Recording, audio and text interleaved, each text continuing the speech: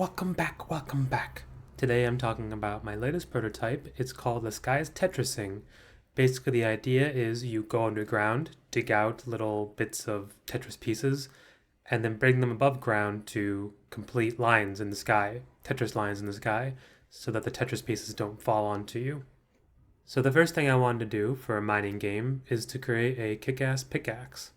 For that, I used a pretty simple mesh in Blender and then applied pretty simple colors to it. Then I made it so when the player moves the joystick, the pickaxe rotates. For a game where you're going to spend a lot of time digging, I wanted the digging to be pretty simple and not too strenuous. Next, I worked on player movement.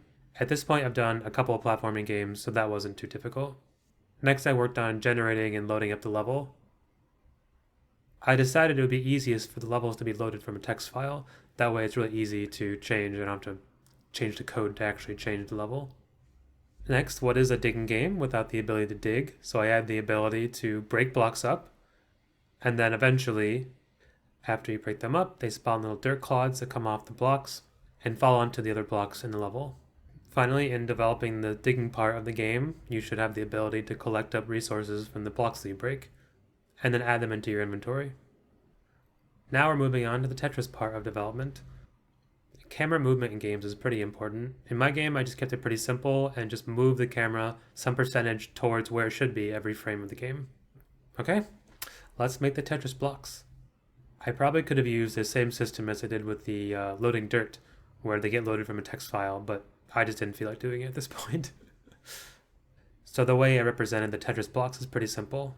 I feel like it's a rite of passage for every programmer to write Tetris in some form, and at this point it's probably been about 10 years since I wrote it, so I had to sort of remember how any of the things worked. I mean, this is not exactly Tetris, but it's similar. Finally, in this game, you're not having small Tetris pieces falling towards you, rather you're pushing small Tetris pieces up towards the huge set of blocks. So I did a few UI changes. Overall, I feel like working on this prototype was actually more fun than working on the other ones, but it's not clear to me if this will be fun. And I think it also might be complicated to assemble Tetris pieces above the ground. So yeah, I'm not sure. Need to think about it more, but at the very least, I know what the development's like, so that's something. All right, thanks for joining me. See you next time.